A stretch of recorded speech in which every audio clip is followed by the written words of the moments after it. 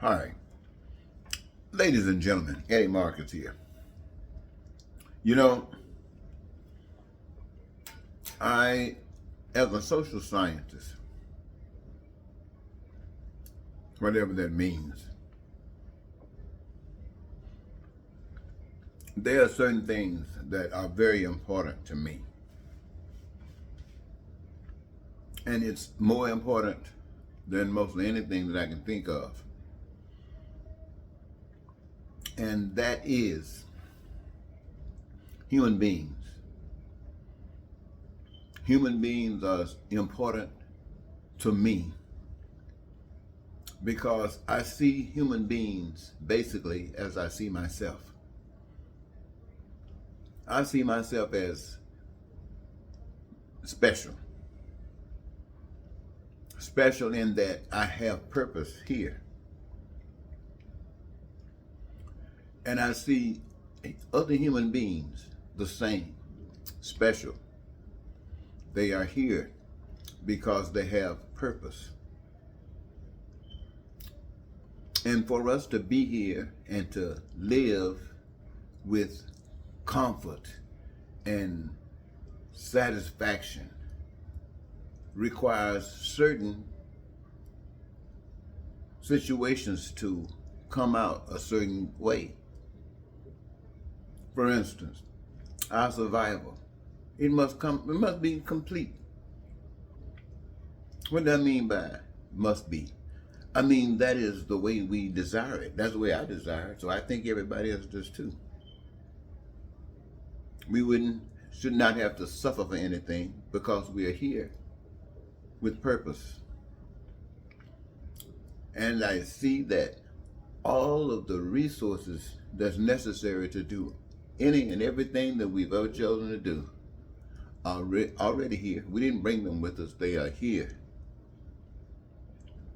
And so it seems to me as if preparation has been made to meet the needs, to meet the wants, to meet the desires outside of ourselves that's required. And I see that as a part of a plan. I call it a plan of life. And then I know that each of us benefit from this life, the stuff that's free. And I see them, all of us, as special. That we bring something to this reservoir. We give of ourselves in a search of doing something that gives us our greatest joy. And because we know what that is, we have access to it and we do it. We find our greatest joy in what we have been given to do. And when we put our hands to it, we create enough of all the things that we've determined that are essential for our satisfaction. We fill up the reservoir of goods and service with such an abundance that no one would ever have to suffer for lack of anything. Now, to me, this is a God-sent mission. What is it for? I don't know, but to take care of business in this way. Maybe we're being learned something uniquely special. But to me, there's no government on the face of the earth that's any better than that. No government anywhere. No democracy, no communism, no socialism, no dictator, no any government on the face of the earth is better than all of the people living as though they're in heaven. There's no government better than that. And this being the case, any place I am where governments exist and they're not this government, then it is my duty, it is my obligation, it is my life to reflect what I've just said to you in words and in deed, in what I speak out for, what I represent, and I call this divine because it is the makings of me. This is what I have been given. And being that I see everybody being satisfied with it, no lying, no cheating, I don't see any of the stuff that people are doing. No hatred, no racism, no bigotry, no terror, no war, no need for guns, no killing folks, I don't see any of that. And so I know people say that capitalism is the best system on the face of the earth. And we know why they say it. People can buy their own property. They can use the markets for whatever they choose to use it for. They can set up monopolies if they so desire. And all of a sudden they can suck all the money out of the society. They can have increased poverty. And you know what's happening when you got poverty, you got crime and violence. They've got to come out of there because people got to survive some kind of way. They say that socialism is no better because they say that if socialism is making everybody equal as far as wealth is concerned, then nobody have the incentive to get up and go to work and to do stuff. And because they don't have that incentive, then things become stagnant and everything starts cancering out. But I say, if that is because of incentive, then you choose an incentive that will take you for where you're trying to go. If the other incentive, say making money, and it has, all the benefits of what you can do with money and make millionaires and billionaires and trillionaires and riches and people in the world, and at the same time have ghettos and poverty and crime and violence, if it can do that kind of stuff, capitalism. And if they say that socialism makes people stagnant, then I say, then change it. Make sure that engage in your process. Engage in what you get your greatest joy in. Being able to do that. That be your incentive, to get this joy, continuously with this joy. And everything that money could buy is part of your honor. And so you just got that as cream on the top. So you change the motivation, give them a choice, something, not the money. No. Give them the best that you can come up with at the time that you come up. Give them the best. And that is heaven on earth, living their dreams. Well, I just thought I'd mention that because it means so much to me. And when I sit and stand and talk to you about it, I'm not trying to advocate for Republicans or Democrats or democracy or any of this. Though I'm trying to tell you that there's a God. And if you can accept there's a God and change your ways, the things that you're talking about dying, going to, you can have right here. Everything has already been set and designed for you.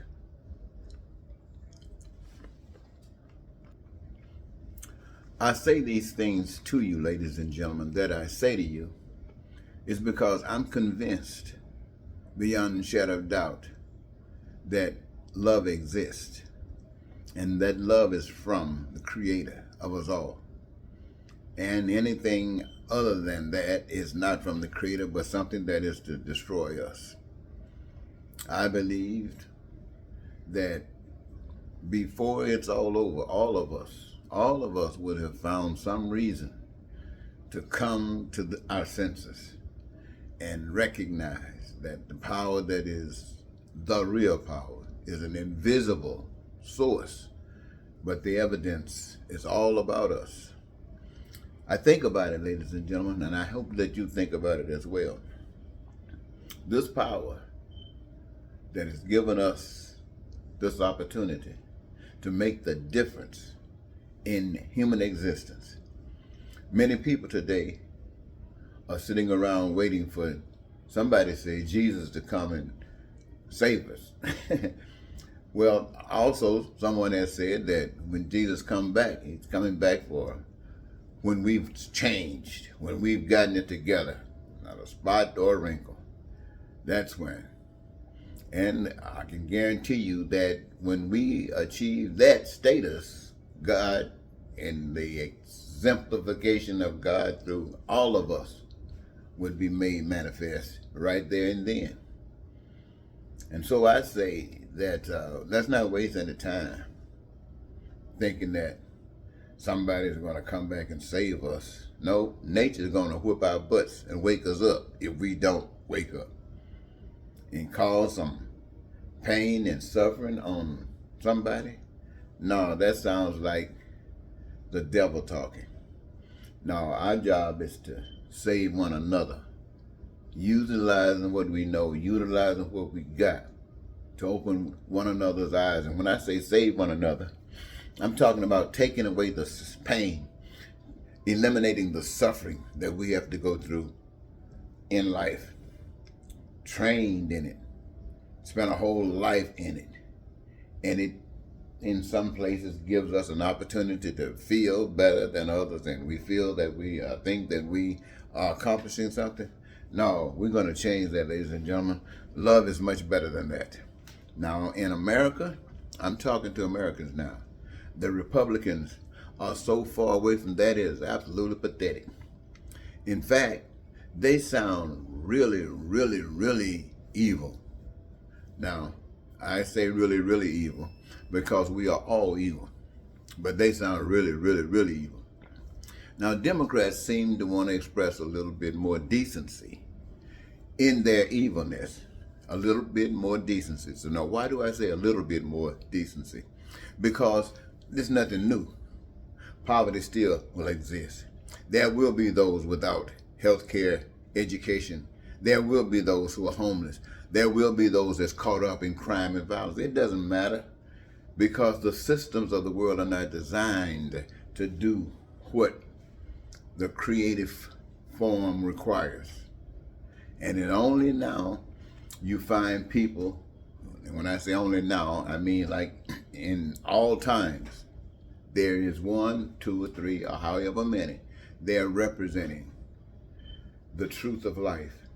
And they are usually killed. And I keep trying to tell you, ladies and gentlemen, when they are killed, the purpose and the hope is that those of you who felt anything about that truth would be drawn to that truth. And those of you who already had established a oneness with that truth would become just a total new manifestation of what that truth represented. And this is what growth is about. This is what determines if you were real or whether you were faking it. When Dr. King was murdered, what did Dr. King stand for? What was he murdered for? And now that he is an evident one of truth and love, is it just taking a few laws to say we can do this that satisfies us so we don't continue the work of Dr. King? Is it that we have to sit back and every now and then, every few years, fuss with the people, fuss with the system to maintain what they said they promised because of Dr. King? Well, see, what is that? And you talk about God? What kind of God that you have that allows you to act like that? God is the unique one. Those who are in line with God are the unique ones. Unique in that they are the lovers. They are not the ones who want to make everybody think that they are superior. No, we are the example. We are what you should be like. We represent love. You should see love in us. Want to represent that. And when one gives their life, there's no greater love than that. So that should draw us, those who are really on that path, to become even greater lovers. And when we don't, when we can sell out for a statue, that is an indication to the nation and all of its people that everything that's going around is fake. And that's why you have people like Donald Trump and all those other people that's thinking just like Donald Trump, because they've seen the fakeness. The problem is they don't want to bring you up. They want to take advantage of that fakeness and take you down quick and benefit from taking you down because they feel that you don't know any better. But the love of the Creator says, hold it, don't go that far, don't believe that there is something that's better. And they tell you about basic human rights, about heaven on earth, about thy will being done on earth as it is. Basic human rights, your needs, wants, and desires accomplished now. Let me stop. Thank you so very much, ladies and gentlemen. Until next time, Eddie Marcus saying,